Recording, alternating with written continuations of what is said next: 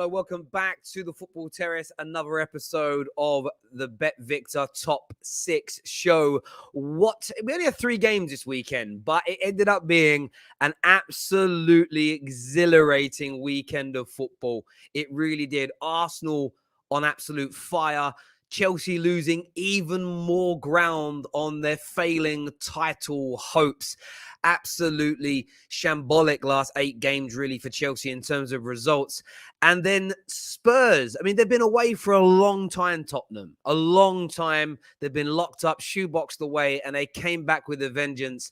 And I think they shocked everybody yesterday, getting their draw against Liverpool. Most people predicted a comfortable Jurgen Klopp and Liverpool win. That game itself was not without controversy. We're going to be taking back a look at the weekend, talking about some of the key flashpoints as well. Previewing the Carabao Cup games that start tomorrow. Also, fingers crossed they're all going ahead with a chance for the semi-finals awaiting. We're also going to speak Spurs as well because they are officially today the first ever English team to have been knocked out of every single European tournament possible. Today they have a European tournament before the group stage even finished for them. First time in football history as well. We're going to delve into all of that. What a panel we've got for you as well. How are we all doing, people? We all good? Hey, yeah, listen. I'm fantastic. I'm in jubilant mood. This is the most Christmassy I've been all flipping year. Let's go, man. That's it. Merry Christmas, people. I got my See Christmas hat on. See it. So yeah, man, feeling good. For all those who celebrate Merry Christmas, for all those who don't, just have a good time anyway, fam. You know what I mean? It's time to be merry in that. I got the red curtains, obviously. It's Christmas all year round for you then. Is that what it is? Christmas all year round, man. All year round. There we go. Straight away, we've got a little bit of banter as well. Sunderland Top Dogs podcast says, Jess, we're coming for you tomorrow. Come on, Sunderland. This guy. That'd be quality. I'd love that. So I doubt it, but we'll see. Top man straight away in there with the banter. And look, there's so much to delve into tonight. A big show. We are going to talk about the frauds in the Prem at the moment as well. We're going to be talking about the Puffy sitting Bielsa a little bit later on in the show as well. Puffy being a little seat, a cushioned seat. That is what a Puffy is. Don't let cancel culture get you, Terry. Don't let them That's what it is, man. He's on these Puffy. He's big. Get out of here. The knees are giving way, bro. The knees are giving way. He needs support. He's an old man. So much to chat about. Make sure, viewers, you're subscribing to the Football Terrace as well. You're following our title sponsors, Bet Victor. We've got some great odds to go through with you later on during the show as well. So stay with us for that. But we have to look back at yesterday, boys, because Jurgen Klopp is fuming today. Today, he is absolutely, he thinks the ref's got a problem with him. He's unhappy with the level of hand sanitizer. He is. These are facts. I'm not even making this up. He is fuming. And of course, Liverpool fans are frustrated if you watch most previews, listen to most spaces in the build up to the game. There was almost no thought that Spurs could turn up and be the better team in which they were. From your point of view, Patrick, looking back at the game yesterday, how impressed were you with Tottenham's performance? Yeah, I was really impressed. I was worried to begin with. I thought, just like you were saying, Terry, that we were going to get spanked. I was worried because we'd had 2 weeks off. I wasn't sure how the players were going to come back after COVID. We were the first team to get wiped out, with this new outbreak and stuff like that. And then when I saw the lineup, Winks, Dele Alli, and Ndombele in the middle, that's a midfield three that you've not seen together, and obviously they're all out of favour. I was really worried, but to be fair to Conte, he got it right, man. And you can see already how Conte's shaping this team, and we're looking like a resolute team. Defensively, we were solid, and yeah, we just obviously they had more of the ball, but you'd expect that from a team of Liverpool's standard and basically a team of Liverpool's ilk. But we were the more dangerous team, and we pretty much picked them off every time. And if we had our shooting boots on, and I'm going to blame it on COVID and the fact that we were a bit rusty, it could have been 3 or 4-1 at half time. And I'm just a bit annoyed that we didn't take our chances. But on the other side, I'd bite your hand off for a draw before the game. And I do think that we now, I'm starting to enjoy watching Tottenham play again. It's been a while since I could say that. I didn't enjoy them under Jose. Obviously, I didn't enjoy them under Nuno, but I'm really starting to enjoy Conte, how he's got the team ticking. You're starting to see a resurgence. Ben Davies is now looking, obviously, like a player. Sessegnon is now coming through. Dele Alli, that's the best I've seen him in about 2 years. Harry Winks, yesterday was the kind of guy that we thought Harry Winks would be after, bossing at the Bernabeu and having a starring role when England beat Spain. That's the best I've seen Winks in about, 3 years? And yeah, just good performances all around. Harry Kane scoring again, obviously. Son, you could see he had been suffering from COVID because, Son's usually energetic and has a great engine on him. And you could see he was a bit rusty. His touch wasn't really there. But yeah, man, when he went to take that shot, COVID just came and hit his foot. Mad. It was crazy. That American variant, or whatever it's called, man, that variant came in. Got him, Blame on the COVID. COVID of the left foot. That's what left foot and COVID. In that, no, you were very good yesterday, I felt, and if Harry Kane especially had his goal scoring boots on, you should have been clear of Liverpool. Really. Clear. You should have. You had the main clear cut chances. Neeks, from your point of view, and we will get onto the flashpoint soon. I know a lot of people want to talk about them. Were you surprised at how good Tottenham were, or do you think this was just a bit of an off day for Liverpool, or do you actually think Liverpool were a better team? Oh, why Terry dropped that last part because nobody can think that Liverpool were the better team. Liverpool were lucky. They were so lucky to get away with a point out of that game. And they only got away with a point because Spurs just didn't have their shooting boots. I say their shooting boots. That's Harry Kane's second league goal of the season. So him scoring one goal is more shooting than he's done all season. So you say, give thanks for that. But yeah, the way some of the chances Son missed were poor. Dele Alli had that. It's an easy chance. It's a great save by Alisson, but it's an easy chance. You have to be scoring that. But again, he's been playing so bad for so long that are you even surprised that he didn't put that in the back of the net? If Salah gets a chance like that, you're thinking definitely going to go in because it's the form that he's in, the quality of the player. But yeah, Spurs, I think the fans can feel like, how do we not get 3 points? The players can only look at themselves. The Conte set them up in a way to nullify Liverpool and create the chances, but he can't put the ball in the back of the net. That's up to the team. So I think, Spurs, they surprised me in terms of how well they played. They surprised me that they played at all. You let him play for about 2 years. So they surprised me they got him picked. So I was like, oh, maybe the Spurs side is decent. And if I'm correct, you're unbeaten in the Premier League under Conte. Correct. 5 games. You lost to Mora in the Conference League, but we don't need to talk about that now. We'll forget about that. As far as the Premier League goes, Conte's doing this thing. And, Terry said when Spurs got Conte, granted, this was when we had Solskjaer, he thought they could get top 4. Listen, Man United might not be the team to drop out, but you might not be wrong. We'll get on to another potential team, but you might get top 4 alongside another team who's currently not sitting inside the top 4. They're doing good. They're doing good. There was controversy yesterday as well, though, boys. And Red Wolf here says Liverpool would moan about the grass being 1 millimeter too long. I've got to read the super chats out. Liverpool fans, back your team here.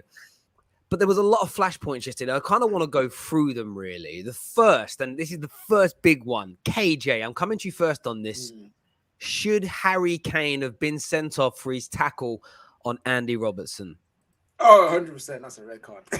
That is a red card. If you've seen the reds that have been given this season, the most one that's similar to is Paul Pogba's one against Liverpool. If Paul Pogba gets a red card, Harry Kane gets a red card. It's a red card offense, and it's just the consistency in the league that we don't see.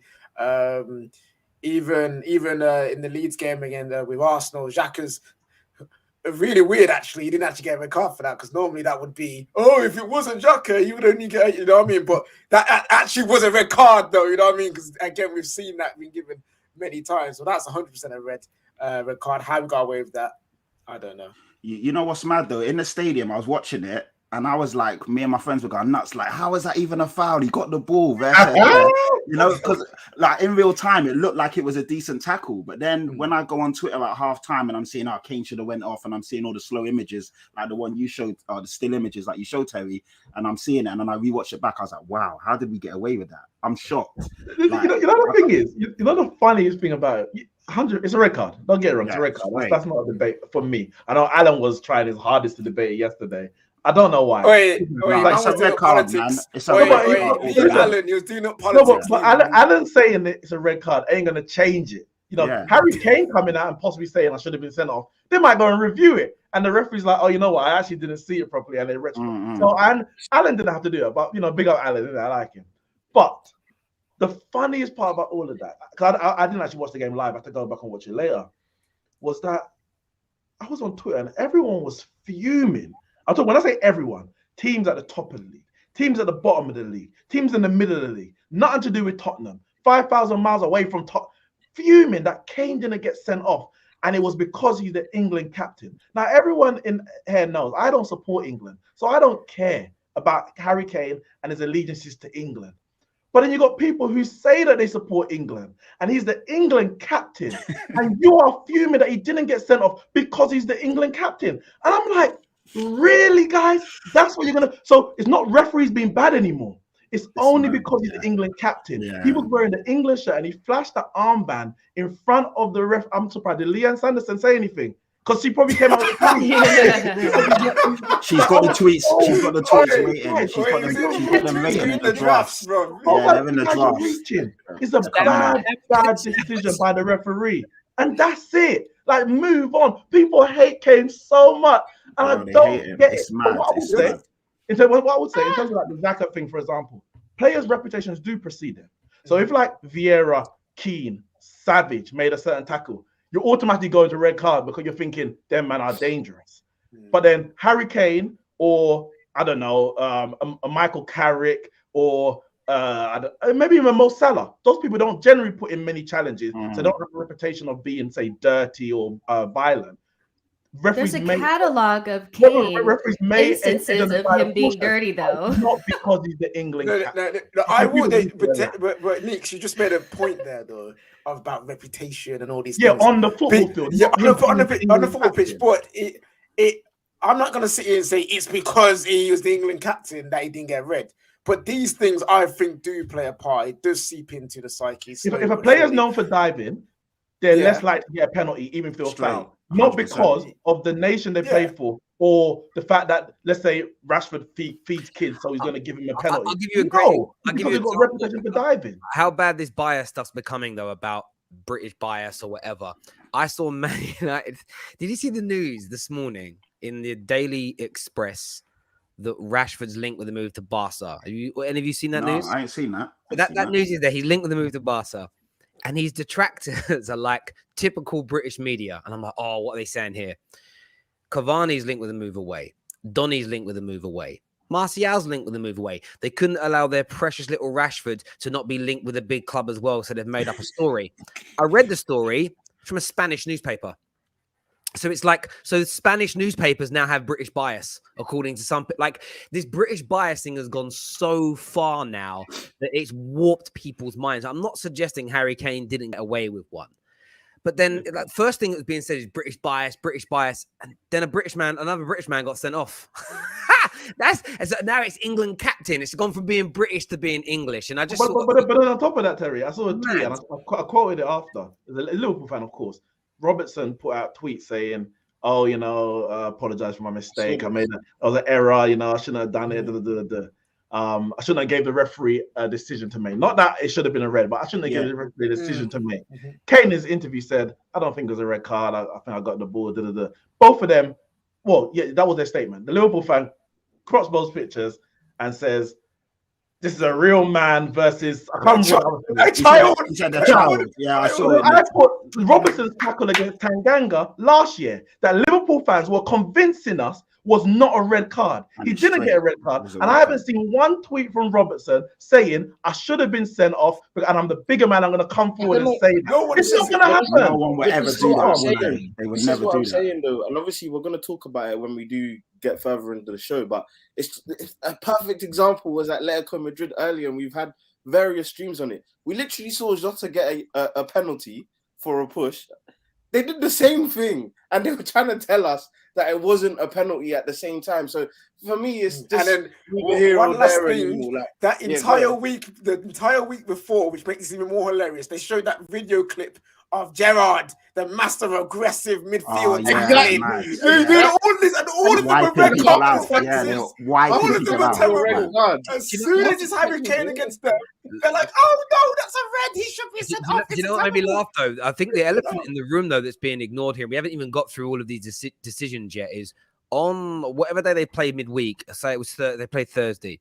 when they were questioned on Thursday, Liverpool fans, as do you think it was unfair that the referee let the game carry on when a Newcastle player was down with a head injury? They all kind of said, yeah, definitely unfair, but that's football. You take some, you lose some.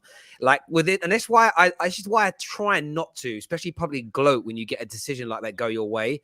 Whether it's God or fate or the football gods, whoever it is, they have a very quick way of making it bite you in the backside very, very quickly, if that makes sense. Like, and that's the bit that stood out to me. Newcastle fans are some of the only supporters I saw yesterday kind of not backing the decision to not give a penalty or not send Harry Kane off. But it was like, from their point of view, they had a man down with a head injury and the game was allowed to continue. And they would have got beaten by Liverpool anyway. But you always know what it's like, you know, and it's crazy to me. But look, I look at it this way. Harry Kane should have been sent off. But I kind of love the sort of way it's been twisted now into it's because he's England captain. By that same logic, it means Harry Kane's going to have every decision go his way then. So when he doesn't, he's always England captain. As a Spurs fan, I'll tell you, we don't. It's crazy. It's just gone too far to me today. Next decision though on the day, people that I want to speak about, there was a penalty not given that we've just mentioned. Daniel, was this a penalty to Liverpool in your opinion? Guaranteed, man, 1,000%. The thing about Emerson Royale, yeah, look, he's gonna be the death of you. He really will be, and they need to buy a new right wing back. I'm sorry. No, I think he's been all right, man. I think he's been all right. I think he's been all right. He did okay yesterday. Bro, should I tell you what you man are suffering from right now?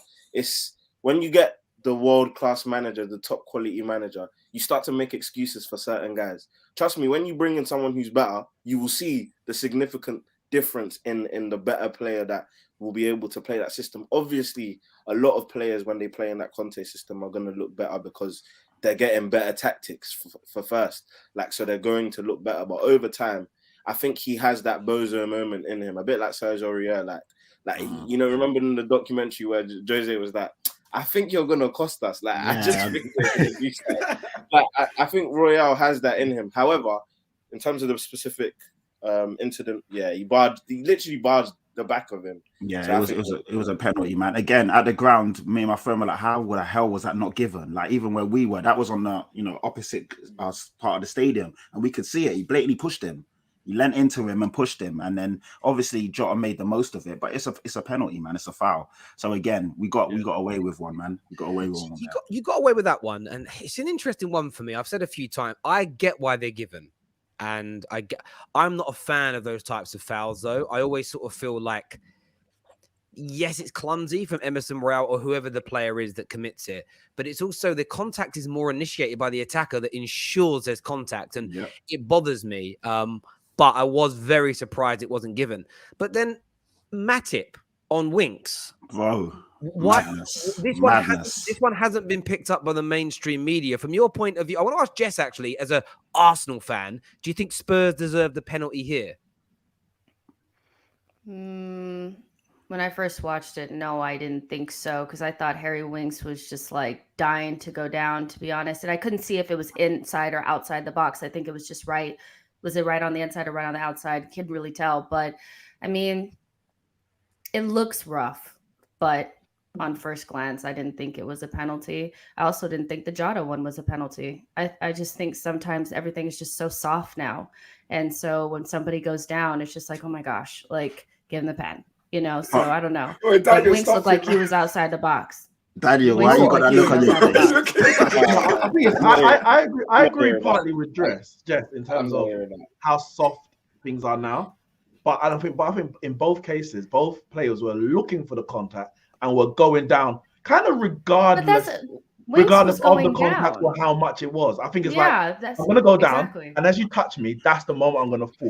And Matip is 6'5", and his leg. Do you see how high his leg is? Like, there's no way that he could have done anything but kick him in the neck like that.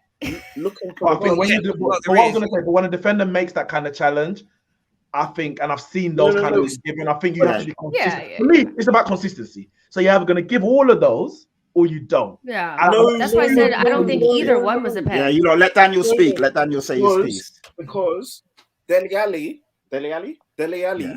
when the ball gets lofted and there's a little like hand there, that's looking for the contact, because he literally went down as soon as he felt it. that was looking. Or you think that's a penalty? No, do you know what it is? The difference between None of Dele them. Alli's and these two is that Dele Alli wasn't as clever or wasn't as good as Winks and He was Jota, but they rusty. all did the same thing. What Dele Alli did, it was obvious. He did what he did. He slowed himself down. He let his legs hang out. He was hoping, because if his and Trent's legs touch, it's a penalty, and that he was hoping for the touch. And the difference is that Trent slowed himself down enough so there was no contact. If Emerson Royale, by the way, was able to stop himself dead, Jota would have still gone down. But you'd have seen him jumping in the air ready for the contact. Can I ask a question? When you slow these things down, I don't think they're very different. Can I? The Winks one.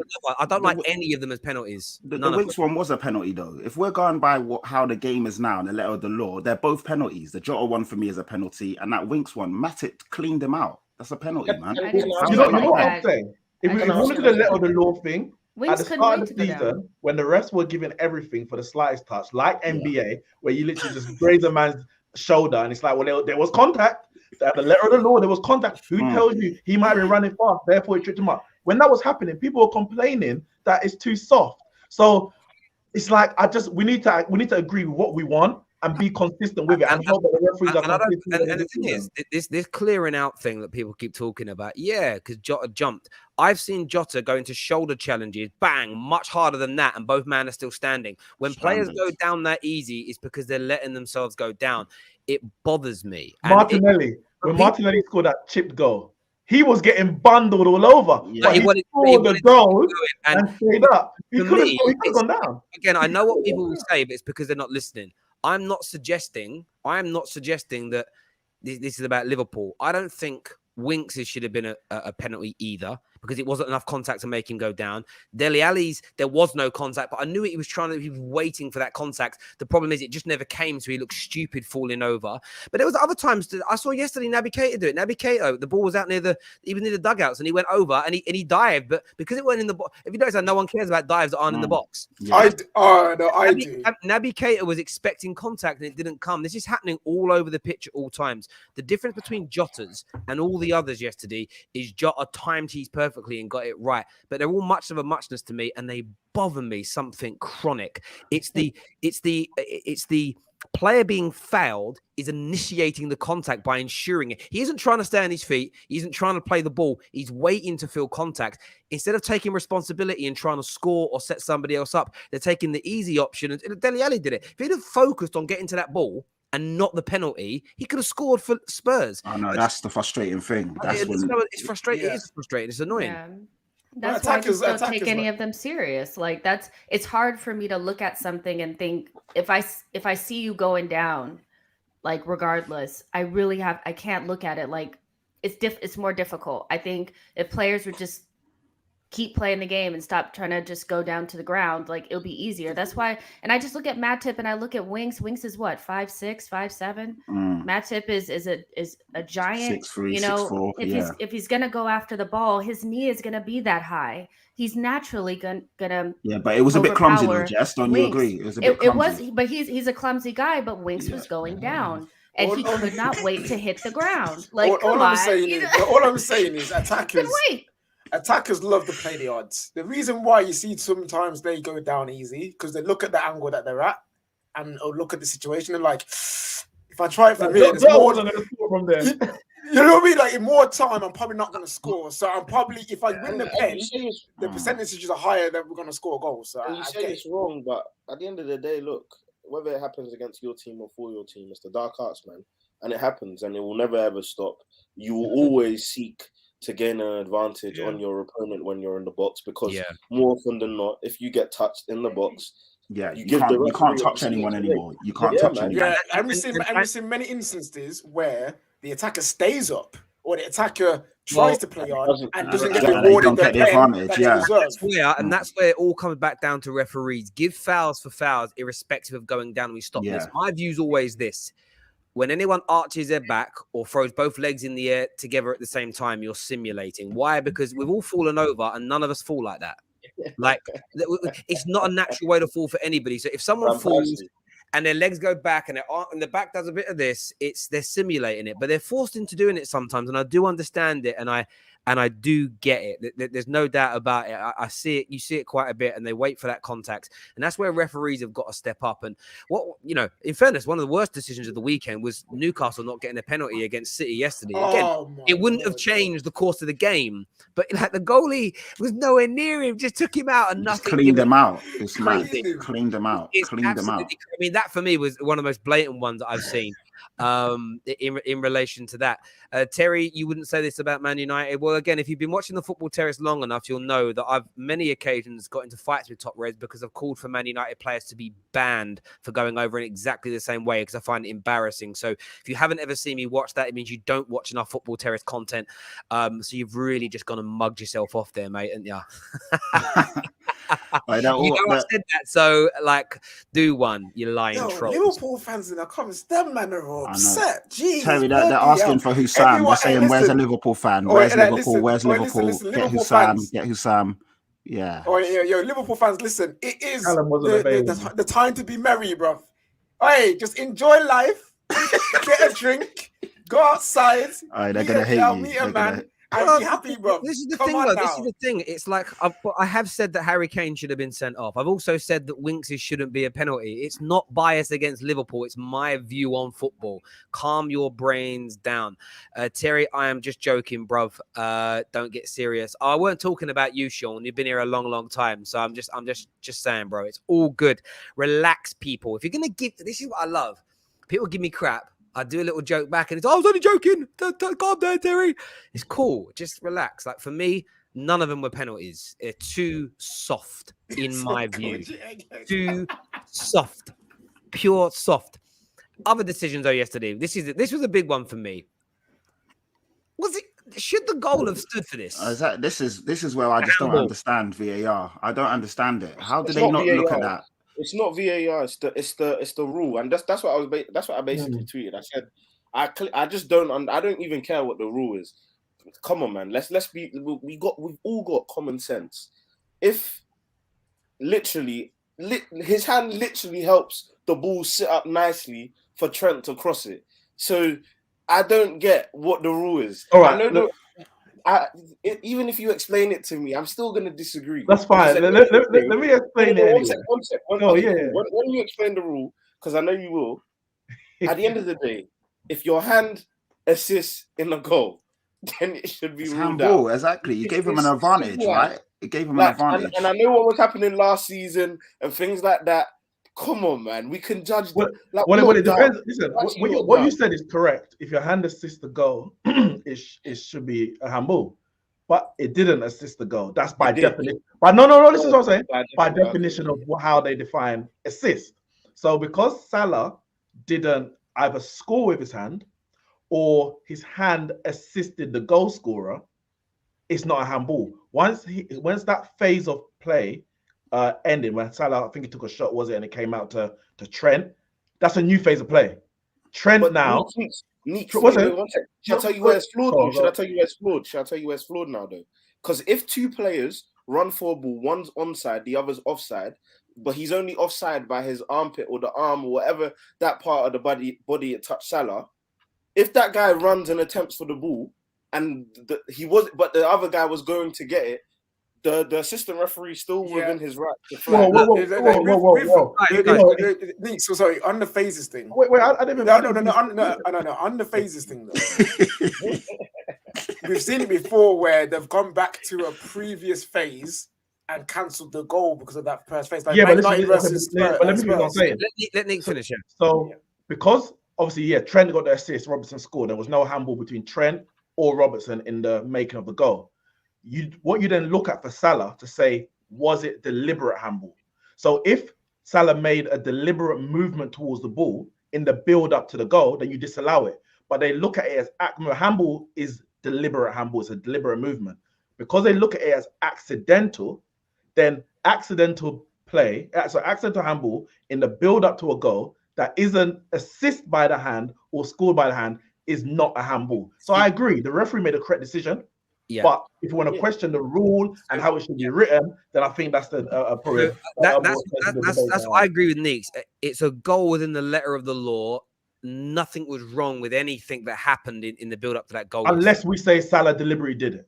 again, bargain. I look at it, but then I think Salah's handball was one of those handballs where it's hard to tell whether it's deliberate or not. Yeah. It wasn't unnatural, but he misses it with his head. What I don't understand or like about this new law is it hit Salah's hand. It then fell, and Mane was going to put it in. If Spurs go against what's natural in that environment and stop playing, and Mane puts it in, it's no goal. But the goalkeeper then had to react and knock it away because you don't know. The goalie might not have noticed it. But the goalie doesn't have to notice it's handball. That isn't the goalkeeper's job. That's the officials. So imagine he thinks it's his hand and stops. Terry, it's like Mbappe's goal in the Nations League, where because Eric Garcia made a slide to stop the through ball, once he got a touch, it's the second phase of play. Mbappe is now onside. But when the pass was made, he was offside. Does the defender say, no, I'm not going to touch it? Exactly. And hope given. You can't do that. Exactly. So from my point of view, this is what happens when they make these laws complicated.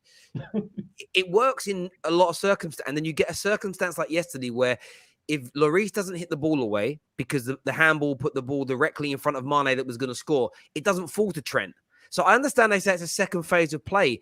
But for me as a football fan, it isn't. It's the same. It's the knock-on effect from there. So I just look at it like Liverpool did nothing wrong. The goal deserved to stand 100%.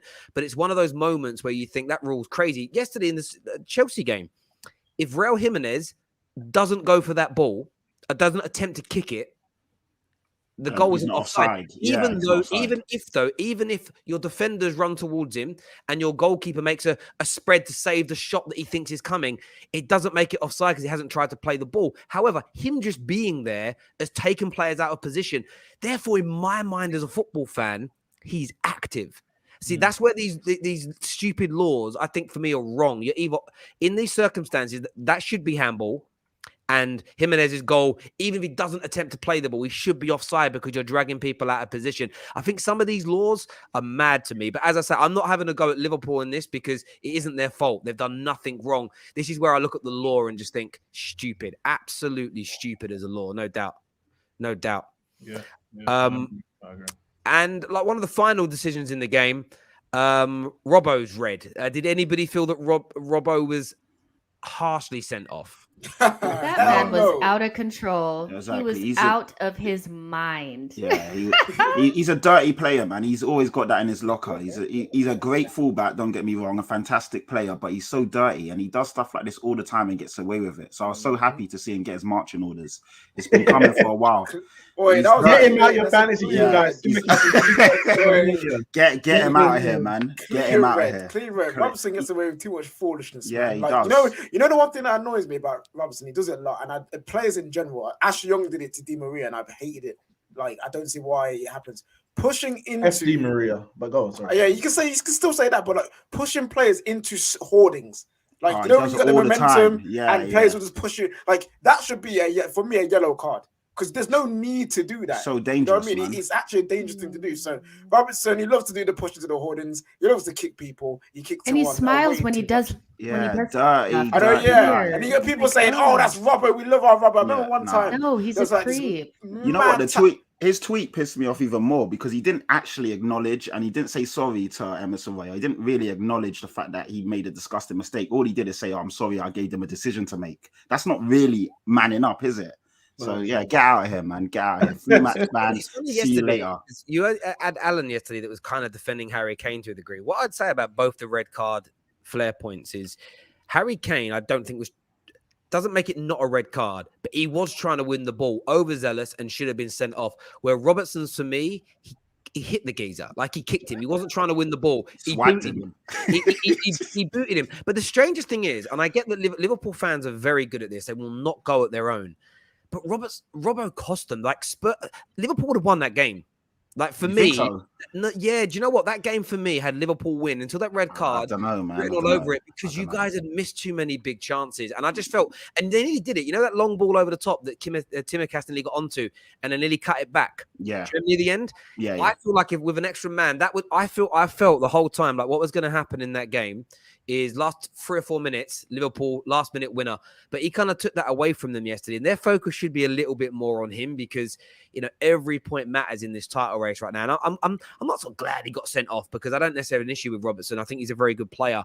But I am glad the right decision was made there because it was vicious. It was absolutely vicious what he did. And, he'll now miss 3 games and who knows how much that could end up impacting Spurs and Liverpool in their title charge.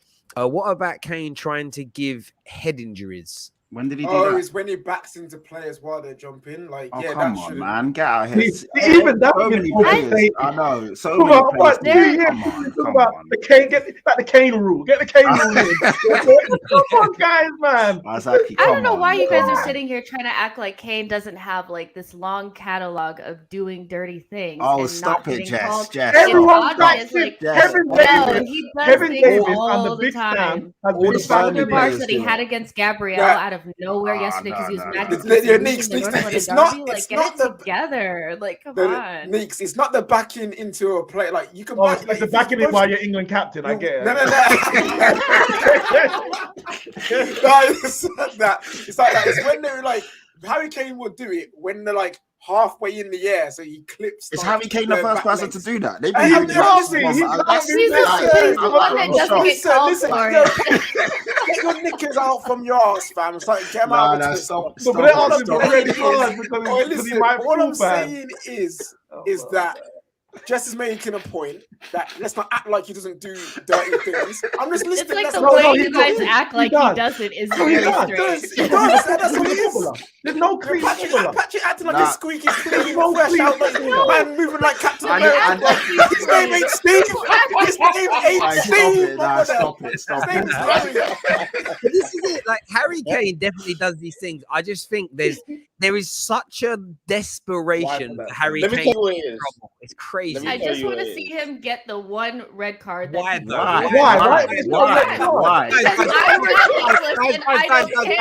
We get right down.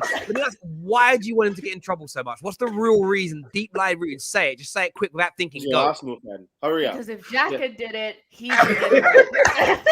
No. But you know what? No. Do you know what it is? Let me tell you what it truly is. It's because remember. It all started, I'm telling you, with that Gary Neville interview. No, it's been going on for years, man. When he swore on his daughter's life for the goal. I think that's when it. I think that's Sammy, wife of that. Move from here.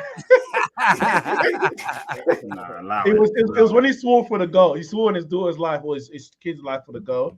Then people just said this guy would do anything to win. I feel like it's been going on for a while. I remember certain players. It's like with Harry Maguire. I said it to you, man, in group chats ages ago. It's the first time in my life I saw Mandem believe police. Just so Harry Maguire was getting in trouble. Everyone's like, police telling the truth. As soon as I see working class people say, I agree with the police, I'm like, something is seriously wrong here. The police are definitely telling the truth, yeah? It's mad. It's crazy. Like, people just want Harry Kane, whether he's innocent, guilty or not. They want this guy on a spike. It's unbelievable.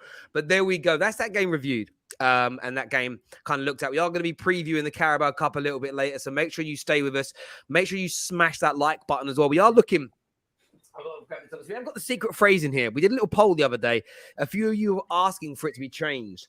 So I have a brand new secret phrase in this envelope. So if you want me to do it, get it in the live comment section now. I am going to go back to your super chats in a moment.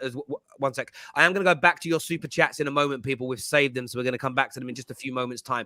But we have got a secret phrase here if you want us to change this up. People keep asking for clues. You know the rules. Hit the like button. Get this past 750 likes, and we'll give you a new clue. But let me know if you want a new secret phrase to replace the old one, because you guys have gone a bit stale on getting that right. A lot of you voted for that the other day, but the new one is ready here, signed, sealed, and ready to go. The old one is still up. That's the old one. What was the old one? When he changes it, he'll tell us. The viewers haven't voted yet, guys. Calm yourselves down. You're not the most. You said you guys voted for this. Yeah, they did, and we haven't made our minds up yet because some didn't want it to. Listen, you guys are not the most democracy is this. You guys are not the most important people here. My viewers are. So just hold yourselves down for the viewers. Let's do some super chats here. Funny as F. Had all our midfield out, a 19-year-old and 40-year-old. Keita with three games. Kane should have been sent off. Jota penalty, and you were talking about lucky, is what Samuel says. I do think it's funny. Well. I do think it is interesting that through this entire little recap. What are you doing, Neeks? I'm agreeing with what you're gonna say. I You ain't even heard it yet. You ain't even heard it. Wait, they're coming for me. wait, you're already disagreeing with me? Yes, I just think disagree. It was funny that we didn't really touch on the fact that was a weakened Liverpool side. Like, it's obvious that, like, they had some injury. You got to give them a little bit of something there. That midfield was rank. True. It was true. rank as hell. It is true. It is you true. know? I agree. It is true. But they were And playing. Jeff was right. I they were agree. Well, I playing- just want to put that out there because I mean you have to say that was not their starting. No. But Exactly. it also backs up my point. It's the finger. Can I say something? Guys, I've got to get through these super chats. We can't debate every single one. Come on, guys. Kane's tackle looked bad at the first glance, but if you look closely at the replay, you can clearly see he's even tapping.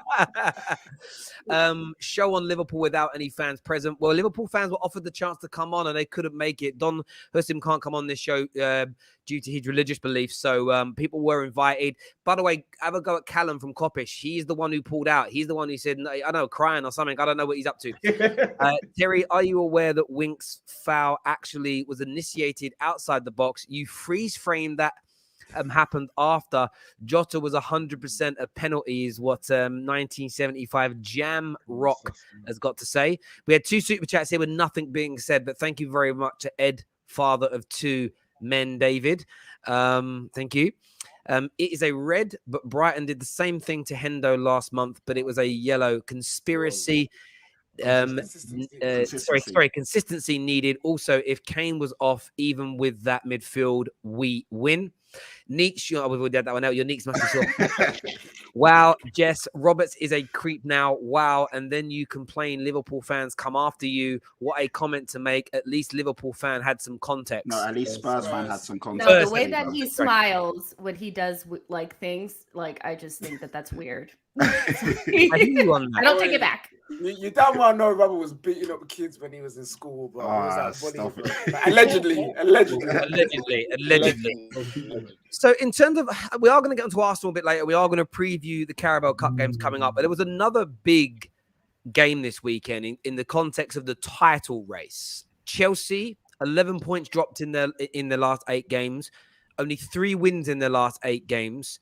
In that same time period, Liverpool and City have been on great runs. They're now 6 points off the top of the title. Neeks, are Chelsea falling out of this title race? Are they already out? And we'll say, are they already out of the title race? Only 4 times in the history in the Premier League is the team top on Christmas Day not won the league title. City have never failed to win it after being top at Christmas. Are Chelsea out of the title race? I'm upset, man. I'm upset. I put my hopes on Chelsea stopping either Man City or Liverpool winning the league because I hate them both. I don't hate Chelsea. I don't like their fans. I like to see I don't like their fans. I like to see their fans upset. Up there with Arsenal losing, Chelsea fans upset really makes me feel like a mulled wine at Christmas. It makes me feel warm inside. So I like it when I drop points and I see Anita's tweets. I see Daniel, trying to explain his way out of it. Eloquently waffling. Listen, I love it, but come on, guys, man. I backed you. You are supposed to be in this title race, and yeah, you're out of it. You're done. You're finished. You are not catching Man City 6 points. You're not. It's not happening. It's not like technically, yes, you're still in there. You might even close the gap in 1 week. You are not overtaking Man City from this point. I can't see it. I can't even say, oh, if Man City lose their striker, then maybe. What striker? They dropped Foden and Grealish because of apparently some like off the field behavior. And yes, it was Newcastle. I get it, but they don't miss a beat. It doesn't matter who's in. De Bruyne's been out all season. He comes in and just bang, go here. Come on, man. Big 4-4, small 4-4. Where are you? Why is the safety on? Why is the safety on, Daniel? Tell me. Take off the Tims, put on the boots because we're when trying he's out. injured, he just catches strays. I'm done, man. Come on. 6 points. Come on, man. KJ, 6 points is massive. City have never let a league race go when they've been top at Christmas before. The only team to ever do it, Matt, strange enough, is Liverpool. 4 times, actually. They've been top Christmas and not won the league. I was actually staggered by that statistic.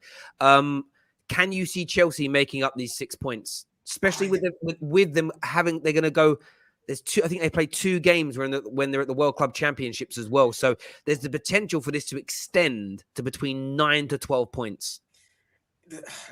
If there was any other team, bar Man City, above them, I would say it's doable. We've seen it many times before in the past. Like even 6 points in the last 5 games gets made up and a team go and win the league who was behind. That's not the impossible task.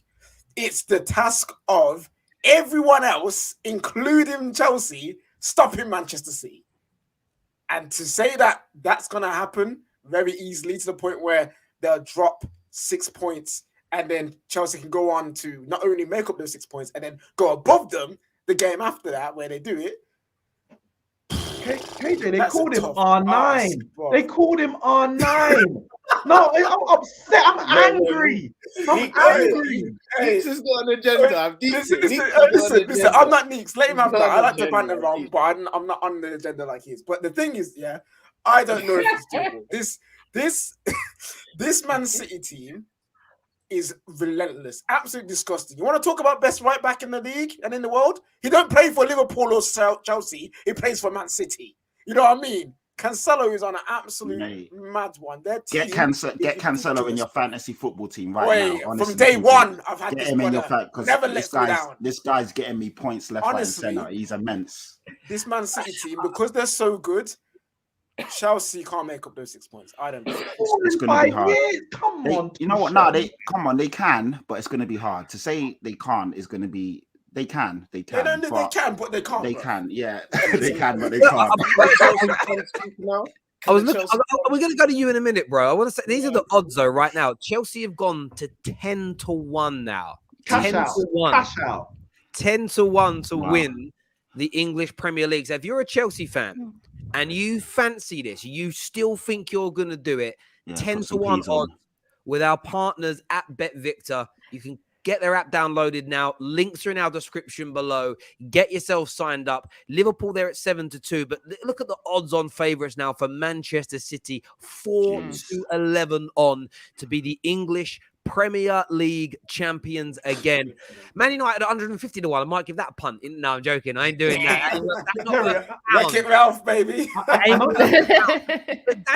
this goes against the business model. Sorry, Victor, but if you want to bet on Chelsea, send your money to me. I'll put it in an iCloud. I give you 1% because that you're throwing it down the drain. I'm sorry, man. I'm sorry. You're right. Terry, can I see the top 4? I just want to see something.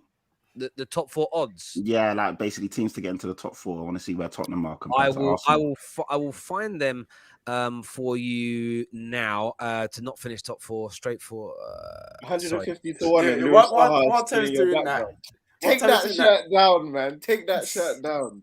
My brother, Premier League winner. I'm like disappointed in you guys. I really, really am. That's a real 9 there. That's a real 9. Chelsea dropping points against Wolves. I didn't see that, and Everton. I didn't see it. I did. Did you not see what Tuchel did before the game? They were so I'm sorry. Let's just call a spade a spade. He was sulking because they didn't get that game off. And I was like, of course. He was sulking. And I think it looked like it transmitted to the team because that team that you guys had, although decimated, was still heads and tails above. Yeah, come on. Just let's let Daniel let him speak now. He's been waiting to have his word. Go on. But I didn't get my I was interested in what Jeff had to say because Daniel, sorry, there's no reason, rhyme or reason for what's happened to Chelsea. So yeah, you're just gonna gloss over it. You're gonna pay. You are. Is Tuchel still gonna be your best ever manager? Gonna surpass very quickly on those top 4 odds, and then we're gonna go to Daniel. Great question there from Jess. You can't even bet on Man City making it now. They're off the table. Liverpool are 61-66 on. Chelsea are 1-25 on. Man United are now the second favourite. Spurs, they're at 4-1. What's really interesting is Chelsea, though, because this is the question for Daniel. Coupled with what Jess just said around Tuchel being your best manager, are you concerned about being dragged into a top 4 race now, Daniel? No, because even if the next best team wins all their games, they're still 5 points behind us. So No, we're not in the top 4 race. And also, what people are forgetting is we're 3 points behind Liverpool. So if we're getting dragged in, then surely Liverpool are getting No, dragged in. no, because they're actually a good side. They're a good team. Can I talk? Sorry. I'm emotional right now, They man. just grew to a team that got knocked out of every single European All right, trophy. stop it. All right, listen. There's an asterisk. There's an asterisk there for this year because we didn't. Cool. We didn't Look, banter aside, of course you can say that it's worrying. Last year we spoke about all the people that were missing for Liverpool, and we told them to get on with it. The same can be said of Chelsea. We're missing as many as 9 first-team players. If you man want to make the jokes about depth, you can, but everyone knows that depth is 4 to 5 players, not 9 players. Come on now, let's be serious.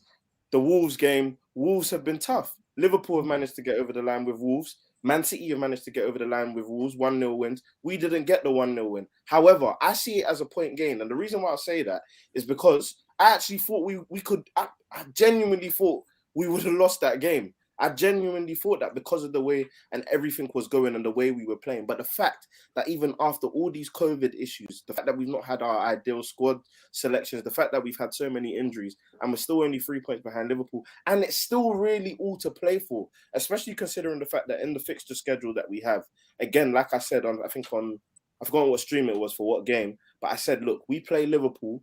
If we beat Liverpool at home at Stamford Bridge, which is very, very possible, where they could also be missing players, that is a winnable game. No matter the form, that is a winnable game, especially how Liverpool play. And we've seen how Chelsea perform against Liverpool. We can win that game. Man City, as well as Man City are playing, the last 3 times we played Man City, they were playing well. I think the only reason why we lost at Stamford Bridge to Man City is because Tuchel was a bit reserved. He went with 3 midfielders instead of taking the handbrake off and taking the safety off, like they like to say, and he wanted to be reserved in that game. So look, it's all to play for. I'm literally saying, if there are Chelsea fans out there, yeah, Neeks is joking about it. Listen to me. I'm not joking. I'm very serious. Sorry, man. Don't listen to Hussam and his lies, because I heard what he said about. Correct me if I'm wrong, Terry. Maybe I came out. Maybe my words were minced. I don't even know. I never said we were out of the title race. I asked questions where it was like, if we can't beat a depleted Everton side, maybe we need to reevaluate our expectations for the season. That doesn't mean I believe we're out of the title race. That doesn't mean I don't think we can still challenge. I still believe we can take it all the way. Definitely. We might not win it, and I do believe Man City are the favourites now, definitely, because they're in the ascendancy, but I still 100% believe we're in the title race, especially because we've got Liverpool, Man City. Man put a defender in midfield. I didn't ask him. The man went to the Wolves to get a draw. The man went to the Molineux to get a draw. He put a defender in midfield. Hey, Neeks. Listen, relax. We know you're upset. We understand. Yeah, man. Right, Daniel. I got a question for you, my brother. Go on, man. Nice little question. If Tuchel fails to get anywhere near the league and also fails to win a trophy, is he sacked? Probably. Well, obviously, I think because obviously considering the situation that we were in,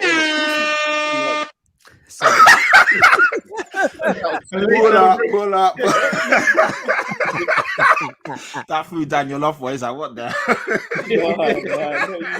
It's funny, but no, of course. Like, I even think that's a silly question. Of course. No, it's not.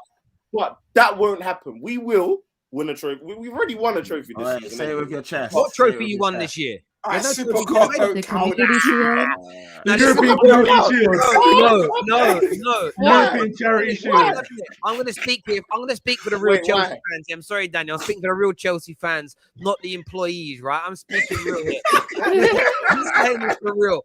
Roman doesn't care about Super Cups, World Club Championships, League Cups, maybe not even the FA Cup. You challenge for the league title, or you go deep or win the Champions League, or you're sacked. That is the football heritage of Roman. You're wrong. Show me a manager that's about to challenge for the title and do great things in the Champions League who kept his job. Who? But I'm saying you're wrong about the fact that if we win the FA Cup or the League Cup, and we fail to challenge, then he's gonna get sacked. If you finish third, but you finish 20 points behind the league leaders, but we're not gonna finish 20 points behind the league leaders. I'll rephrase that. I'll make it a little bit more sensible. If you finish 12 to 15 points behind the league leaders, and you don't win the Champions League, and you just win an FA Cup, Tuchel will be sacked. That's not true. If we win an FA Cup and finish third and finish 12 to 15 points behind the league leaders, Tuchel will not be sacked. And that is facts, guaranteed. I know, man. I don't know. Sure? Shall I tell you why? Shall I tell you why? The fact that what's so funny, is like let's be honest. And if we want to talk about revisionism, and I love it to the bone, the opportunity for Pep, the opportunity for Klopp, if we want to do that comparison thing and talk about how good Chelsea have been to almost maybe close the gap.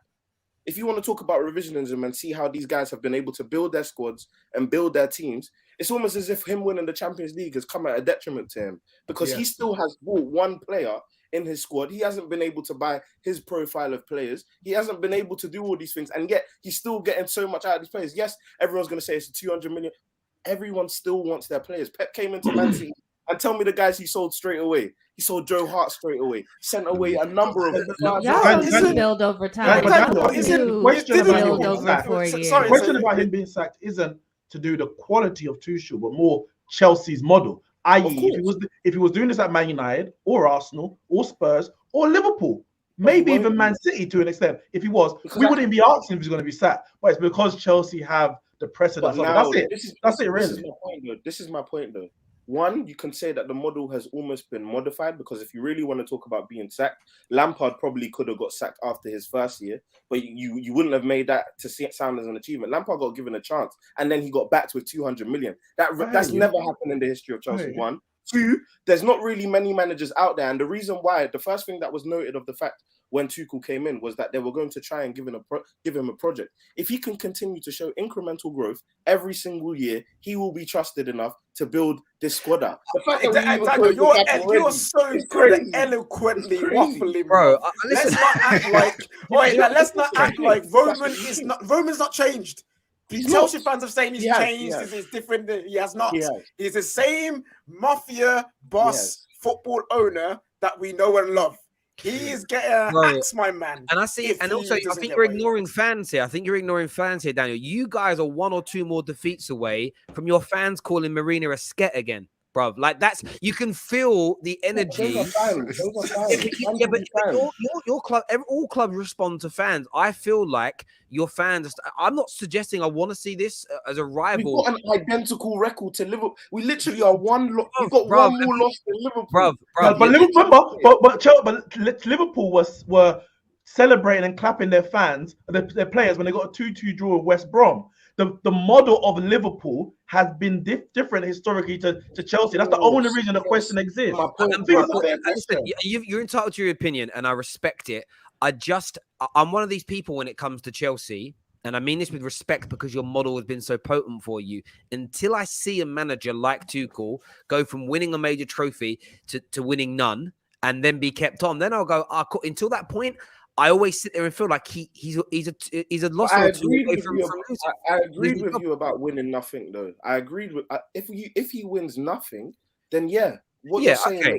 But let me just rephrase what I said. I don't mean one or two defeats away from losing his job. I mean, a bad season away from losing his job, which is just the way Chelsea seem to be. But look, viewers are going to have their own take on where Chelsea are. I think you can still be in this title race, but you have to. I look at your next sort of 5 to 10 games, and you've got to practically win them all. You just have to now, and there's a really big challenge for Chelsea as to whether or not they can do that. You need Lukaku firing. You need him putting balls in the back of that net. The great thing is for the football terrace, we're going to be there for the whole thing. There's a comment here from Joshua Jack who says, calling Mr. Trampoline Touch R9 is embarrassing. No safety out here. Acting like a water gun. Frauds of Europe. Shout out Michael. I broke Chelsea Eric. That's funny. And you know what? One of the funniest things I ever saw someone write about Lukaku, and this guy never really got flowers for this tweet, and it was the best tweet ever. He just wrote that Lukaku's first touch is a pass, and it made me die. Like to this day, it still makes me die with laughter. We had a few other super chats we missed. We're going to go back to now. It's been confirmed Salah will versus Chelsea. I don't know what that means. But Okay. Neeks is a weirdo. How is Lukaku catching strays when he ain't even playing? Bro, tell him again, man. Are you not going to mention the 7 players we have missing, agendas with no context? I'm not going to mention them because you got a great Why? squad. Yeah, you got a great squad. You had 7 players missing, and you still put out that side against Wolves. When I saw that squad, I was like, why are they crying? Like that looks good. Like, the striker position, 5 players were less than 75% fit. So come on, man, let's not do that. Kante should. This ain't FM about 75% fit. You don't know how fit they were. They were fitting up 8% match sharpness as well. Daniel was ready in that PR booth. Right? How do we write it? What do we say? Oh, fam, you own a washing machine company, you can PR, you can joke the way around it, but it's facts because when Jeff was defiant about the fact that Arsenal had so many COVID cases and shouldn't have been playing. We're not talking about us right now. We're talking about you. No, we talking about Daniel. We threw that out the window. We said it's Brentford. We should have won. No excuses. Same energy. And I quote, we will have to judge this team when everyone comes back, when all our players are back but in the you team. Disregarded that, did you not? Wait, one sec. And I did as well. Why am I getting No, all I'm doing is using. Is it because I'm laughing? I'm sorry. Fully, when we have at least a first semblance of a first 11 when we were playing well. But Daniel, you had your best team and you finished second in your Champions League group. I don't want to hear it.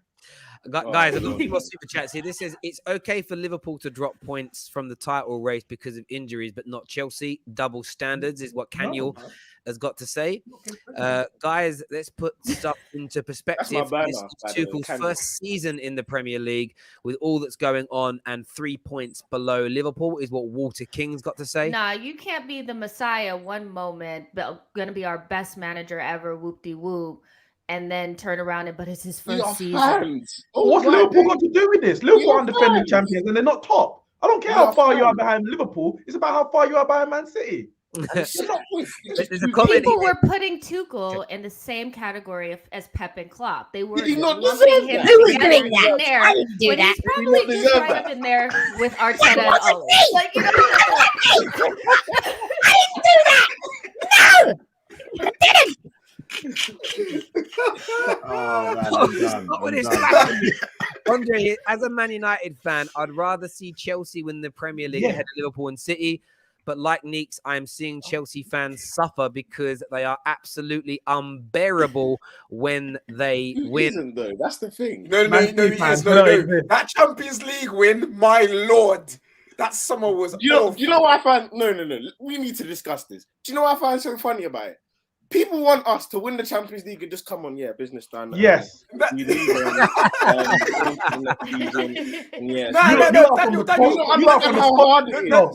on the posh part of London. Stay posh the whole time. Well done, guys. Thank you very much. Let me say this. I have no issue with you, man, celebrating on stream, saying whatever. But literally in the group chat, I would be like, no. I'm in the group chat. I could be like, fam. Fam. I don't listen. No. Shall I tell you why this is cool? In the group chat. Let KJ land. Right, quiet, please, people. Quiet, go on, KJ. In the group chat, I would say, fam, I just broke my leg through playing football, and you would post a picture of the Champions League trophy and Mason Mount. I have a right to respond. I'll tell you why this is poor coming from you. And Neeks, and even Terry as well. Man United fans in general is poor because you don't know what it's like to win a Champions League. And when you win your next one, you are going to be so shameless that it's going to be unbelievably like it doesn't matter how bad you are. Stick for it. Listen, honestly, of course, Strip Bear here says bad weekend for ball and my bets is what Strip Bear's got to say. Thank you, Strip Bear. And if Chelsea finishes third and wins the FA Cup, Tuchel is getting sacked. Chelsea fans are in denial, is what Andre Augustus has got to say there. Keep them super chats coming. We had another super chat that came through as well. It says, doesn't squad depth mean that your team can survive if some players are missing? Chelsea fans were bragging about depth at the start of the season, but they are crying now. Lol. Just doing the one finger salute. Yeah, I see that, Jeff. So keeping it with it before we go on to the previews and we start to look a bit more at some of Bet Victor's odds. We will be previewing later on in the week the festive games which are going ahead, which is good news. Boxing Day, I don't know what you call that little period in between, and New Year's is all on. We're previewing that later on in the week. I do want to speak for a moment about Arsenal. I want to speak about Arsenal for a moment because 3 wins from 3 in the top 4. By default. By default. Okay, By Patty, default. we'll get onto that, my bro. Relax. I was so happy to see them beat, smash. I'm going to go into a little bit of have hope here. They baptized, they legally adopted Bielsa and the frauds at Leeds. Leeds United are the most fraudulent team that I can remember in Premier League history. Give me 19 Burnleys over 1 of them mugs. Like, trust me, the games are so horrible to watch because this is what my problem at the weekend was. Of course, I wanted Arsenal to lose as a Man United fan. My problem is I knew it was going to be uncompetitive. They're like the opposite of a Pep team where they're just going to dominate the ball. They're going to make it boring. They're going to score whole possession. Leeds, it's like you're just going to let Arsenal run through you like diarrhea, bruv. It's just, honestly, diarrhea FC. Diarrhea FC. And I'm taking nothing away from Arsenal. Loads of people have done it to them. I was so glad to see Arsenal batter them. But Arsenal are in the top 4. 3 wins from 3. That confidence is growing. It's growing in North London from both sides. Give me a take, Jess. How are you feeling a few days after now? Time to reflect on how your team's playing and performing. After that Everton game, this feels a lot better because we were on like suicide watch. I swear we were as a fan base after that game. Literally, the banter was unyielding. That group chat was ding, ding, ding, ding, ding. You guys are archived. Like, I just couldn't handle it. Yeah, I think that we've done all right. And regardless of how you feel about Arteta, you know, I always will back the players because I do believe in the talent of the young players in particular. And it's been difficult backing them in spaces that are neutral because they didn't have the end product to back it up. There's a lot of, oh, they're not as good as so-and-so. I don't see the talent. I don't think they're that good. And I get that because they're not your players. We always overrate our young players and all of that. But, I mean, the end product is showing up now. Martinelli's back in the team. Emile Smith-Rowe, I think only Salah, Jota, and Vardy have more open play Premier League goals than Emile Smith-Rowe. So, I mean, they're adding it. Yeah, I have my notes. Yes, I have my notes right here next to me. And so, yeah, it's exciting. I think that watching Spurs at the weekend as well was kind of like, okay, if we're going to get 4th, we're going to have to really fight for it. Like, it's not going to be easy. I don't know what Man United are going to look like, but it's going to be a difficult one. But, you know, for a team full of young players that, you know, before the season started, a lot of people said we'd be mid-table, we'd be lucky to get Europe. I think we're right in and thereabouts. I mean, a lot of goals from open play. I remember a couple weeks ago, it was, oh, you know, they can't score from open play. Well, we're doing that now, beating teams in and around us, home and away, all that kind of stuff. So it's great, you know, and I'm loving the board faces all around the screen here because we're talking about Arsenal.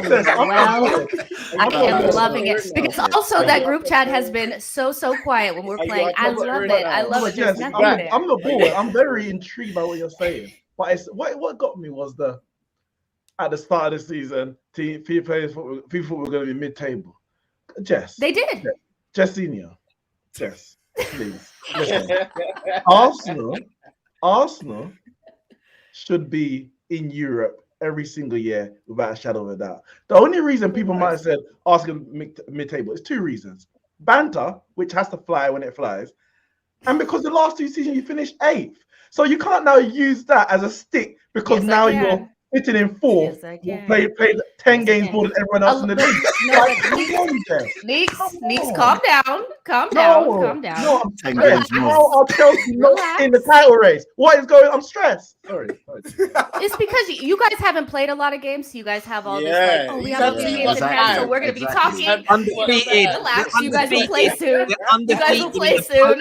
undefeated in the post-Ollie era. We are 100% record in the post-Ollie era. We're flying. I told you before.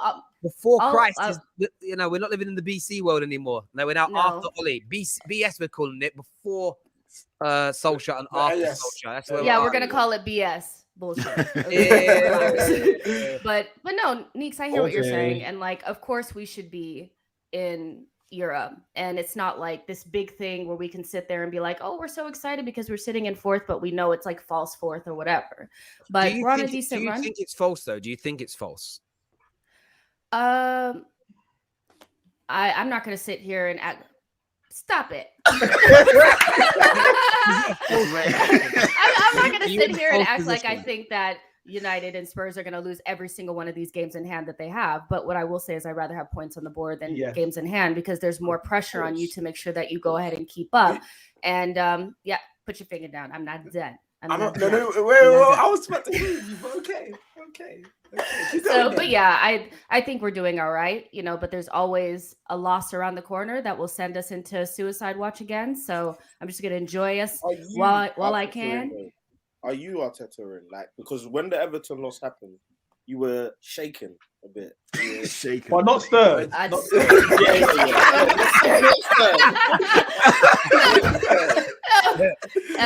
This is one of those questions. I'm going to be political as hell. I want to wait until the end of the season. I'm going to sit right on that fence and catch them splinters. Listen. Before Nix goes, says, I know, and Yeah, Patrick, I know they've got many words to say about Arsenal. I've said multiple times in tweets about Man United and looking around and being like, yo, listen, we gotta be serious. You know what I mean? We got teams around us that could do something. Nix replied one time saying, it's Spurs and it's Arsenal. Why are you shook? Where did I say this in the Man United group chat? You said that in group chat and on Twitter as well. I think you replied to one of the things. I thought you were bringing Man Man United group No. chat. I think, come on, KJ, man. Don't worry about that. There's nothing much going on in there anyway. Listen, it's been crickets, man. We've been just dying. But the thing is, the reason why Arsenal for me is a team to look at and actually be like, there's actually something potentially could be building for top four is in seasons past. That loss to Man United and that loss to Everton was send them on a bad spiral of draws and losses and struggling to perform. This season, the teams that they need to get wins against, they've been winning.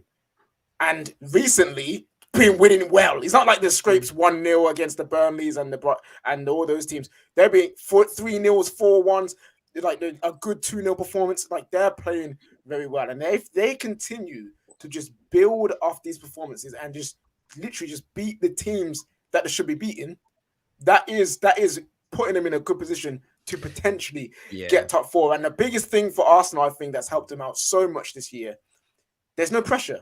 No, because no one expects them to do anything. No one's really watching them, and they're going out their business timely. The only thing we can hope for is that if they continue doing well, pressure will start to go back on them. And hopefully that's when they start to crumble again, because we know Arsenal and pressure don't go well. Jess will be like, when will it end, Terry? You know what it is? I agree completely with what KJ said there. I think that there has been that improvement. Do you know what's crazy? I've said it all season. I don't think things are as bad. And I'll use two fans here as examples because I think they represent a large amount of people. Things are not as bad as Lee Gunner says.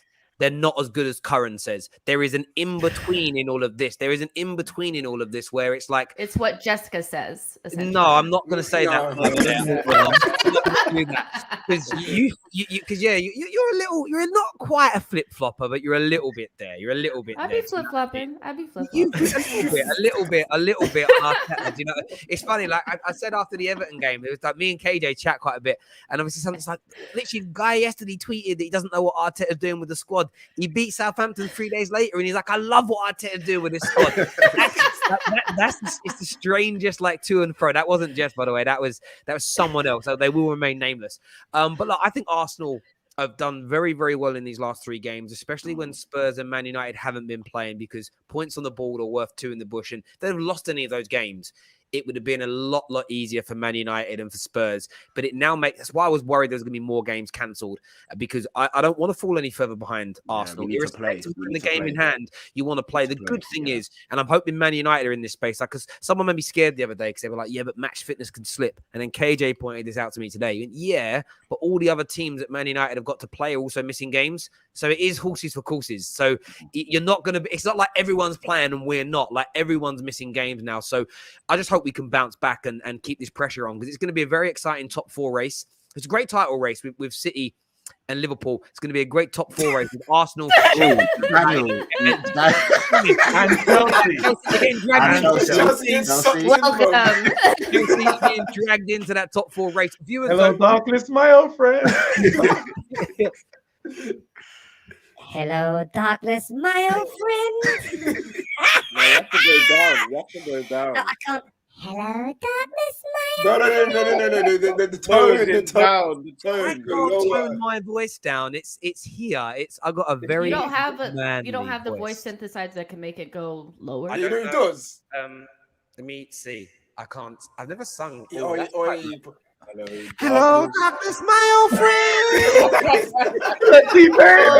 That sounds like some DBE. DBE Europe. Talk to you again. Some DBE auto tune. Nah, Oh, man. hell don't know no. what I'm talking Don't about. ever do that one I again. don't know. I can put it on like church. This is the church setting. You can hear that. There's a hall, so Yeah, it like a gives you big that. echo type thing. That echo. Man. When Chelsea get dragged in the top four. You know what Can I say what's so funny? that'd be Yeah, funny. I love this. And this is the I think this is the beauty of football, yeah. You love Football this. fans, yeah. We were being praised so much for the whole year. We now go through our first blip and everyone's clinging up. Do you know what? Mate, I've been waiting. It means I've we've been been that scoring good, this and I all hear up. it. big I hear blips it, though. I hear it. Wolves and When Everton. we are big back- blips. Big Hey, blips. hey, hold on. This is my piece. When we are back. Oh, Daniel, just do me a I'll leave favor it 1 there. second. Look into that. See, I'll leave I it can see the pain in your eyes. I can see the pain in your eyes. You see that this is you, bro. This is what I see. You're like this. You're like this. Oh, I love this. This is what I mean, though. No, put the camera back on me. Put the camera back on me. Put the camera back on me. Put the camera back on me. Put the camera back on him. Thank you. When we were winning, no one was looking into me. No one was saying anything. Now everything's wrong with me. Alright, the game is the game, brother. The game is the game. The There's a game is the We're gonna game. be back. Great scene in the proper office where do you The watch proper Office? office. The proper office, not the American one, the proper one, where Tim's girlfriend Yeah, dancing that was with- just- where Tim's girlfriend's dancing with That's another dumb. guy, right? And he has to like sit there like he's enjoying it and he's smiling. I'm gonna find you that smile, Daniel. We're gonna get that on. But listen, we've got some odds to go through with our partners Bet Victor today. We've got some odds to go through. The first game we're gonna take a look at. I'm gonna go to Jess to give us her score prediction. There's semi-finals up for grabs in the Carabao Cup. Arsenal versus Sunderland, Jess. What is the score going to be in 90 minutes? What's the score going to be? I wish I could. Oh, in 90 seconds. Oh, I wish that I could tell you that it was going to be 90 a slapping. seconds? No, by the end of 90 minutes, what's the score going to be? Oh, okay. Yeah, I think that we'll beat them, but we're going to play all the scrubs, all the fringe players, all the Cedrics, and then we're going to come out to play them back. Aubameyang. And it'll be closer than it probably should be. A lot of bad tackles. I think the Sunderland coach said that he wanted either Spurs or Arsenal, so they'll be ready, and it'll be tighter than it needs to be, but I think we'll beat them 2-0. 2-0. We're home. Nah, Jess. Oh, man. easy. That's like a 5-0 Please. smashing. Yeah, Come on. please. Come on. Slap the- You're being Boy, way too Go back conservative. and look at some of our results against these low. Stop it, Jess. Stop. Yeah, You're in the you know- form of listen. Yeah, Sub that's- under time, bro. You're gonna make them be subbing. Literally, you're gonna be 4-0, easy, Yeah, done. it's a five- Pepe that's is a going four. to play. 2 goals for Pepe. 2 goals for Pepe. That's a You know what? 4-0, You know what? 5-0. Screw it. This is kind of like his level of competition. Boy, a hat trick for Aubameyang, so you can look Arteta in the eyes and be like, bro. Is Aubameyang playing, or is he ostracized from the whole squad, or is he going to play I in don't this think one? he's going to play in this They game. said he's not even But I training think with the first I think team he'll be until he back goes though. away. I think he'll be back against like Norwich. Oh, You've got to okay. be you've got to be confident, so you've got to be confident though. I am confident. No, I am. I think we'll beat them 2-0. It won't be the thrashing that people think it's going to be. But when you play those fringe players, I mean, they are shocking. They used to be our starters. I mean, To be fair, when they're hella rusty, Man United have seen it against like Rochdale and Astada. When you play the backups, yeah, it can get sticky. But the way Arsenal are playing, this is not the Arsenal that we're talking. This is not that Arsenal. I hear you on that. These are the odds for that. That's 11-2 for it to be 2-0 to Arsenal. The link for the Arsenal Sunderland odds are in the description below, people. So go and get yourself signed up. Remember, when you bet £5, you get a £30 free bet if you're new. There's the loyalty page on the BetVictor website and app where if you're an existing customer, and I know lots of you are, you can claim all sorts of prizes and rewards. But I'm going to stick a little £3. I'm actually confident in Arsenal. Maybe not in that scoreline, but I'm going to stick a £3.50 bet down on Arsenal winning 2-0. That is locked in, correct score for Arsenal to go through to the semi-final. Next game, we're looking at, Patty, West Ham Spurs, kind of northeast London derby here. Got the merging of the two. Time to get our revenge back on these guys. Like, they beat us obviously 1-0 in the league, and they celebrated like they had won a trophy. So it's like the irony behind that. So now it's time for us to get our revenge on them, man. And I'm thinking 2-1. I want to say 3-1, but I think it'll be a bit tighter than that. 2-1 Spurs. We're at home. It's at the London Stadium. Yeah. Oh, is it? No, it's at Tottenham. Sorry, Tottenham Stadium. Yeah, Sorry. Yeah, Tottenham. Yeah. Behave. You look at this. I mean, like, for KJ, from a Spurs point of view, I know West Ham haven't won anything for a long time either, but this is such an opportunity for Tottenham to get himself into a semi. You never have, of course, you never have no idea who else is going to make it. City are out. Liverpool tend to not take this tournament seriously. Chelsea have got injury. They've got to take this seriously, haven't they, tomorrow night? Yeah, no, this is Arsenal and Wednesday night. Both of them should look at this and be like, yo, as soon as Man City went out of that tournament, yo, we got to go for this. Like, you've got to go for it. Like, Man City have owned that tournament for like, 5-6 years. It's ridiculous. But now, especially for Spurs, who have not won anything, and now just been kicked out. The easiest competition in Europe that probably could ever have been in. I'm just gonna reiterate that. This is the trophy that they have to go for. Don't worry about the FA Cup because it hasn't started yet. Don't worry about the league. And don't worry about no CL, no whatever version of the CL you're in. Don't worry about that because you're not in it no more. This is the trophy for Spurs. So yeah, man, they need to take it seriously and go for it. We will. Gosh, we will take imagine it Arsenal and Spurs against, like, in the final. Oh, us fighting to keep y'all from winning a trophy. Wait. That would mean potentially that Spurs and Arsenal beat both Liverpool and Chelsea to the semi-final. You know what? I bet you Tottenham and Arsenal, if they both go through, will get each other in the semi-finals. It's already like it's in the stars. Yeah, you like the semi-final in this. We're gonna go with the 2-1 there. Did you say 2-1? 2-1. Yeah, 17-2. That's pretty good odds. I'm gonna put £3.50 on that coming in as well. 2-1 to Tottenham. Viewers, what is your score predictions? Put them in the live comment section. Have a little bit of a responsible flutter with BetVictor as well. That is locked in. Liverpool Leicester next. I'm gonna go to Neeks on this one. Liverpool Leicester. Are Liverpool going to play a proper team in this? Are they going to massively rotate? What do you think Liverpool are going to do? Well, I think they're going to rotate because of the issues they've already got with COVID. I don't know how many players are going to be available for their next Premier League game, which means that the players that played against Spurs, you're going to have to rest some of them because if they get injured, then you've got nobody for the Premier League. And we know Liverpool don't go for cups. And they use that, they celebrate the fact they don't go for cups. I never understand it personally, but I'm a winner. Where it is, where it is. I think they'll rotate the team, but Leicester aren't playing great either. They got knocked out of the Europa League. They're in the Conference League. They just played, took out Spurs spot in the Conference League. So even if they rest up, I think Leicester would also rest up because they need to kind of focus on winning the Premier League games.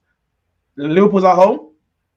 Yes, Liverpool at home, I believe. I'm actually going to go 1-1 in 90 minutes. And then I think Liverpool could win it on penalties, but I will go 1-1 in 90 minutes.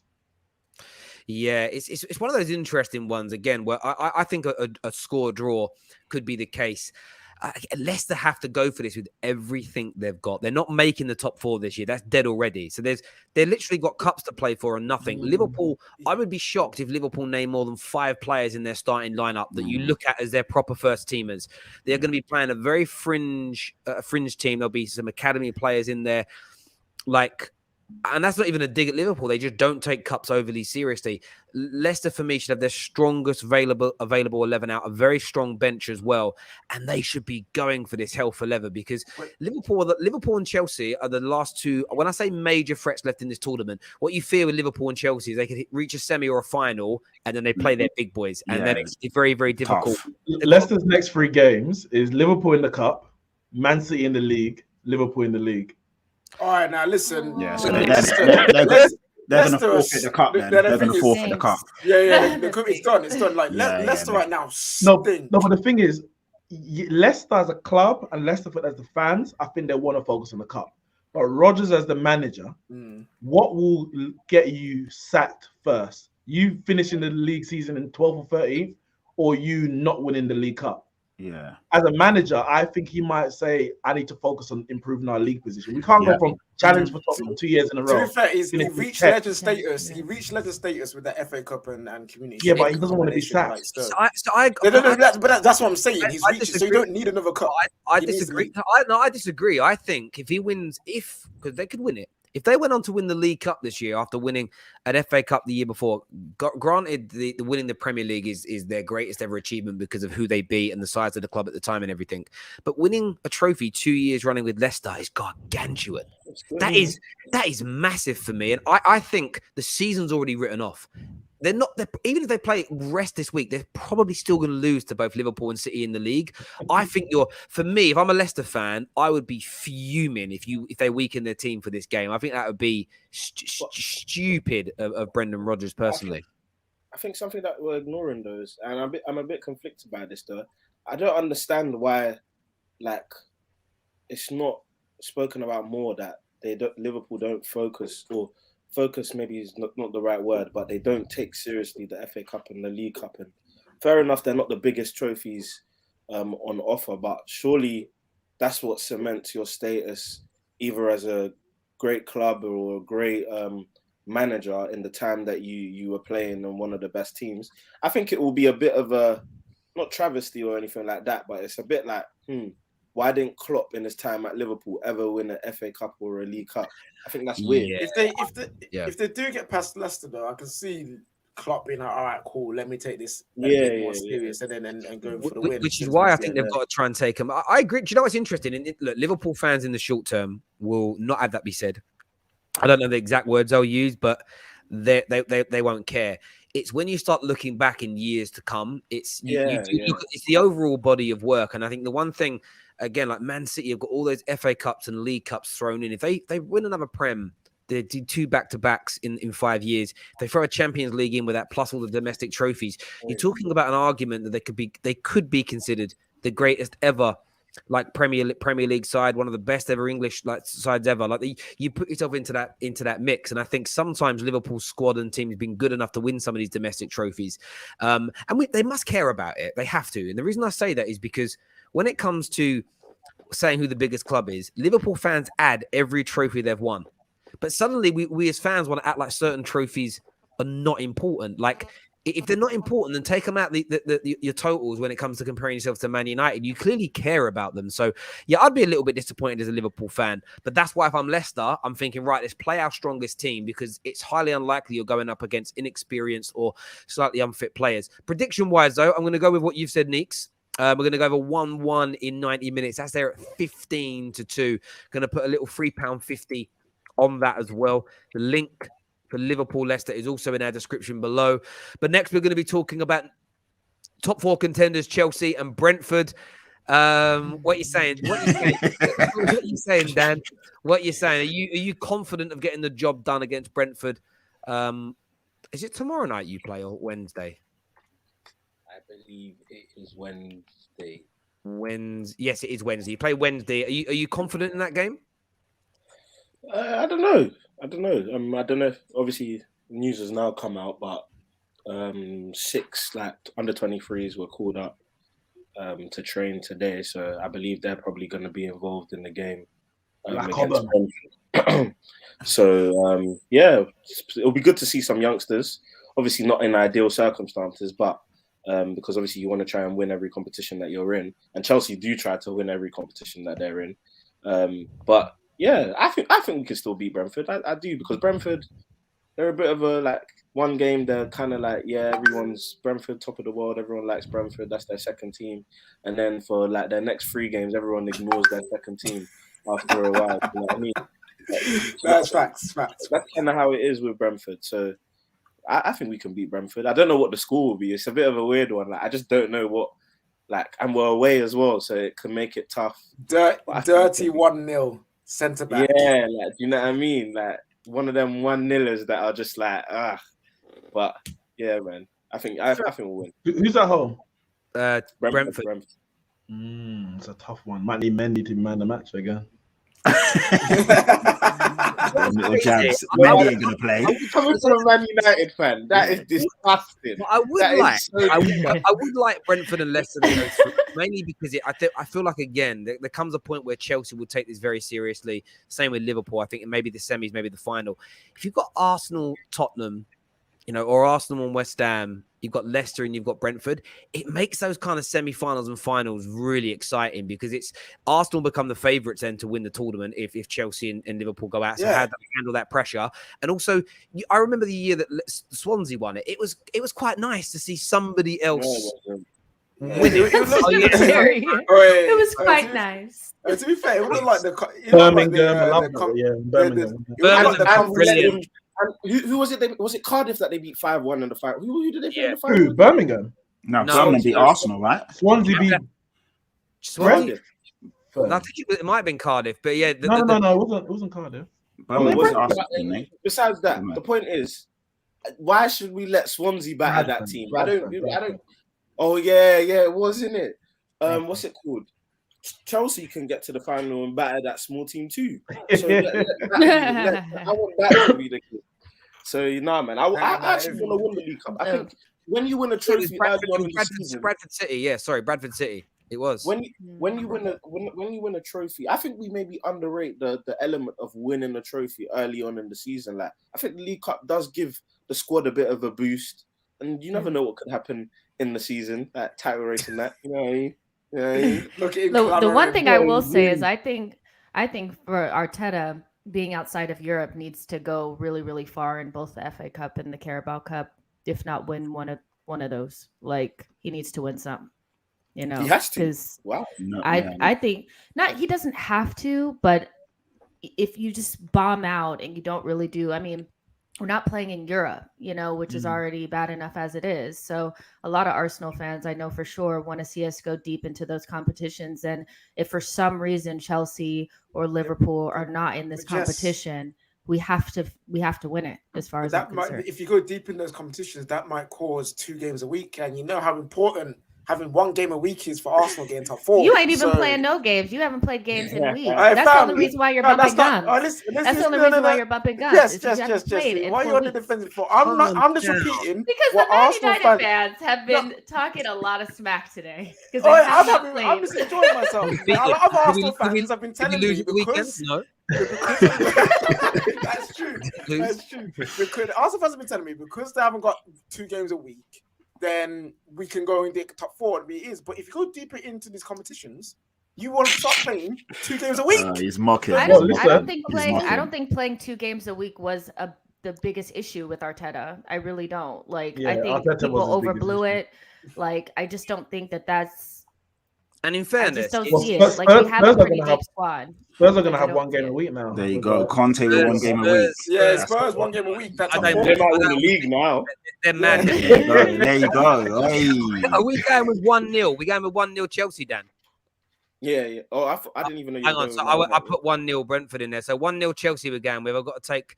There it is. There. We're going to put a little £3.50 on that one as well. £3.50 on Chelsea to win that 1-0 in the 90 minutes.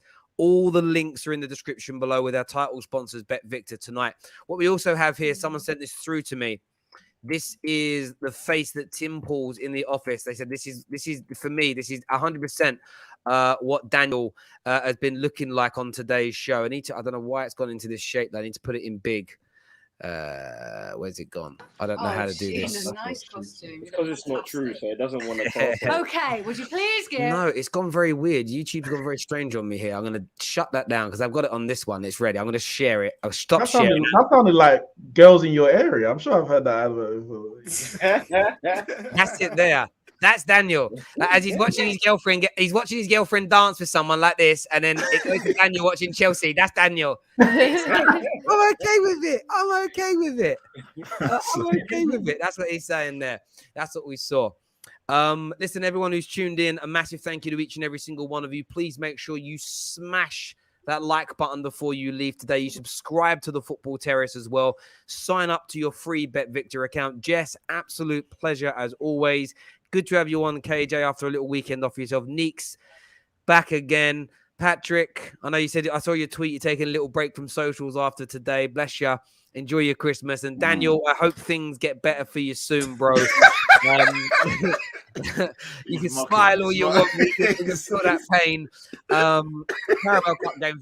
We're live later on this week to cover all the Carabao Cup games. Man. And building up. I don't think Friday Night on the Terrace won't be back this week. We're not going to be opening up the studios. We're not going to take the risk of anyone catching anything or testing positive and ruining their Christmas. So, but we will have more content. The Bet Victor show back Thursday, plus a few other little treats as well. Might do a bit of a half-year review. Might have a bit of a bubble with it. Listen, until next time, take care. Goodbye. God bless. And we'll see you all